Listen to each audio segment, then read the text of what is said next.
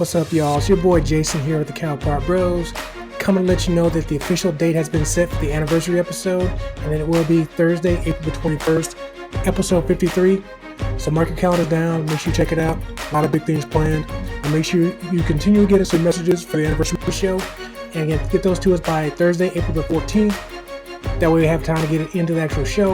And again, these are just messages to let us know what you thought about the first year of the Cowpart Bros, what you liked, what you didn't like, favorite segments, favorite moments, things like that. Send those to us at cowpartbros@gmail.com or go to cowpartbros.com, click the message link, or call us at 405-877-BROS, or hit the Cowpart Bros pages on Facebook, Instagram, Twitter, YouTube, and TikTok. You know what it is. Whichever way you want to, hit us up. But remember, when it comes to all things Cowpart Bros, make sure you like us, love us, share us, and follow us. Because if you like us, why wouldn't you?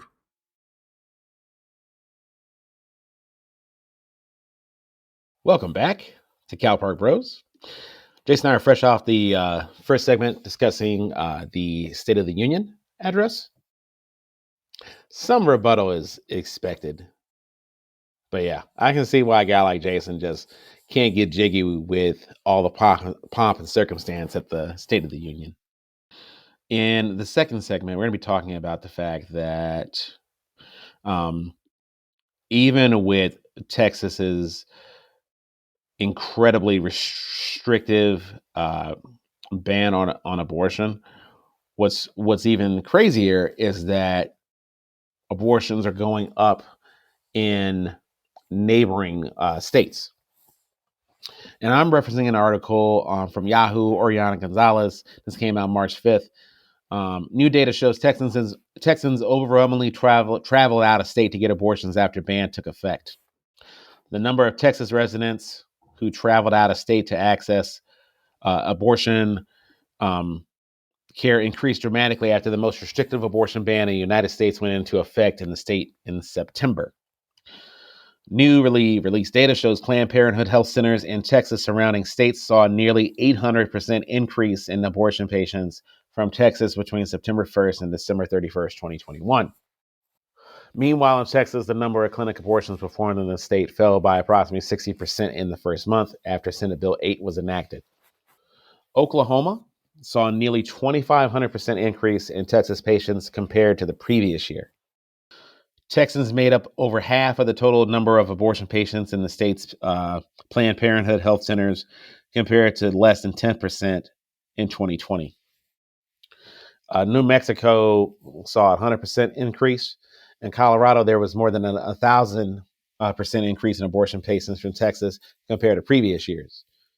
Now, Louisiana, another Texas neighboring state, saw an approximately 340% increase in abortion patients from Texas after the ban took effect. So the reason why we brought up this article is basically we had already covered Texas and its many, what many would consider, and I think I would agree with this, to be anti-woman legislation, right? Basically saying, here's what you can do with your body, my body, my choice. And yet they're basically saying, be damned, even if it's a rape and incest scenario, right? That they value life so much, but they want the kid to grow up so that they can kill him, right? And so the legislation has been so prohibitive to the point that it is easier to do business in another state regarding your own body, than it is to do it where you actually reside within the state of Texas. So I would say these numbers aren't all that surprising. These are all border states. This isn't going to change the civic need or desire for free individuals to not carry a pregnancy to term. And so these asshats in Texas, they're not preventing abortion. They're just making it so that it's going to happen somewhere else. So those are my initial thoughts. Jason, what do you have on this? So you mentioned border states. One thing I do want to point out here is that you mentioned a lot of states that saw increases: New Mexico, Colorado, Louisiana, Kansas, Missouri, Arkansas, even. Um, so, not this is not calling you out or anything, but just pointing out to people that some of those states, yes, do directly border Texas. Some of them don't.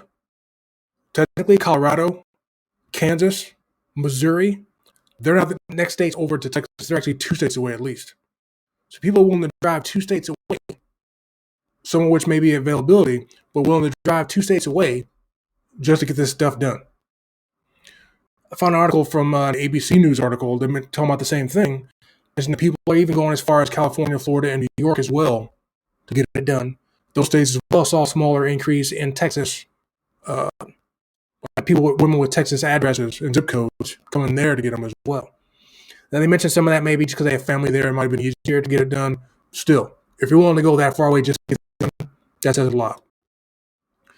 But just to point out, like you mentioned, Texas didn't really prevent the abortions from happening. It just prevented them from happening in Texas. According to the Texas Health and Human Services Commission, and again, keep in mind we're talking about from September to the end of the year last year, not talking about the whole year. But Texas saw a drop total in the whole year of 60%. So I agree. They're not stopping nothing. People just going to go get it somewhere else. And this also kind of hits on what I was mentioning before in a different episode, talking about not only are people willing to move to different states to avoid living where they live. Like if you're a totally blue person or if you're a woman, you may be thinking about leaving Texas because you feel like you can't be who you are. I'm not saying abortion women are, but if you know what I mean, if you feel like you're being attacked legislatively in the state of Texas, you probably don't leave. So people willing to move, change their whole life just to avoid a certain state, they're definitely going to be willing to drive 2 states away or a state away just to get this one thing done. Now, the one I will admit, the one thing I also thought about in this is that we're seeing the numbers showing an increase in the legal and above board abortions, because you mentioned a lot of these numbers are from Planned Parenthood. What we don't know, we're never going to get numbers from, are the back alley and below board abortions that are happening. People that for whatever reason don't feel like they want to get them in Texas. They don't want to drive a state away to get it, but they still want to get it while they live in Texas. So while all these back alley doctors doing it and people not licensed to do it or whatever. So that's one thing I think of in my head as well. We're obviously never going to have numbers for that, but I had to imagine those probably increased as well. Sorry to say that, but it is what it is. But at the same time, like you said, this isn't the first time we talked about Texas in general, whether it be abortion or anything else. So, like we joked last week, Florida and Texas are the two favorite states we love to talk about. We're from Illinois. We love Chicago.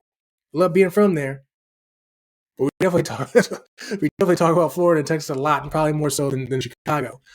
Now, granted, some of that probably just talking crap on them, but which is what it is. But sometimes deservedly so. Don't get me wrong. I love to talk about Texas and Florida. Yeah, maybe we have. I don't know, but with this, yeah, it's. I'd be curious to know from a Texas lawmaker who had anything to do with this state bill, and what are their thoughts on these numbers? Knowing that you're not stopping these from happening, you're just pushing them out to a different state, which maybe is what they want. Maybe they don't want. You know what? We knew that this is going to have people go to different states. We don't care. We just don't want them happening with our borders. Because we love Texas, don't mess with Texas, all that good stuff people want to mention. Borders are such a relative term. You in the year of our Lord 2022, borders are relative. I mean, yeah, in some of these cases, these aren't border states, but as far as accessibility goes, you might be a Greyhound away, train, what have you. Well, true, but they're still willing to do that. It's still interstate activity, right? So I don't want to call it commerce, but the reality is, it is incredibly simple. Not simple. It is far more accessible to do something 2 states away than it's ever been, let's say 50 years ago. True, but the point in bringing that up was the fact that people are willing to go that far. Yes, I realize it's easier with trains, planes, you can drive if you want to. But I'm just saying the point of the fact that people are still willing to go that far just to get this stuff done. I think that's still a thing. Like there's certain things that I might want in life, but I'm not willing to drive to Illinois to get it, or Ohio, or Michigan, Kentucky, or whatever. You know what I mean? So that's the whole point we bring it up. You know what I mean? So that's what I'm referring to. Yeah. Yeah. What I excuse me. What I am going to say is that when it's this weird thing where this weird thing for certain states to talk about individual freedoms, but when they bring that up, they're not talking about the shit you want to do. What do you mean? I mean, we're talking about the fact that a place like Texas has an incredible embrace of gun culture. And you can walk around pretty much strapped up. You're probably not having to go 2 states away to get a gun. Well, true. Not that Oklahoma is much different than Texas from what I found out, FYI, but I get your point. Yeah, I mean, Texas it is no secret. Texas, when it comes to red states, Texas is the ultimate red state. I mean, I know that they've mentioned some changes in that, but yeah, it's a red state. When you think red state, you think Texas. It ain't changing. I was reading. There's one of the channels I found on YouTube talked about states that people are moving to, and as well as different video about states people are leaving. But it mentioned that state of Texas, as far as poll wise, rates pretty high or fairly high when it comes to number of people that are rude to tourists or people who are new to the state because they want to keep their state their state. They want to keep it a red state. They want to keep it conservative. So they're not really big on people moving into their state from blue states trying to change things. You know what I mean? So it just kind of makes you also wonder what's next for Texas when it comes to the legislation. But when it comes to this, I'd be very curious to see numbers. I'm sure there are places out there in the next 5-10 years, the number of women who did decide to leave the state of Texas just because of stuff like this. Now, obviously, breaking news here, but I have to imagine how it would feel. But to me, whether I'm a female who wanted to get an abortion or not, or feel like it's something I want to do, the fact that legislation is being passed to directly take away my choice and freedom, I might feel a certain way about that. So, if that means leaving the state, if that means doing activities in other states that I can't do in mine, even if it's 2 or 3 states away, or if I got to fly across the country to a different region to do it, I guess we might have to do that. So, and this is the result. And again, keeping in mind, this is only the data we got was only from 3 months of the year. So all these big increases, they're comparing it to the entire year before in 2020. It's only 3 months in 2021. Imagine what it might have been if they had a whole year. So, and maybe something to look into for next year, like the end of next year, 2022, where those numbers are at for increases from 2021 to the entire year 2022, or compared to 2020, whatever. Yeah, Texas. Yeah, I'm sure we'll never hear information about this. But I'm very curious about the legislation, lawmakers who made this, what their thoughts exactly are about people leaving the state to still get them. Was your goal to try to stop women from getting it at all?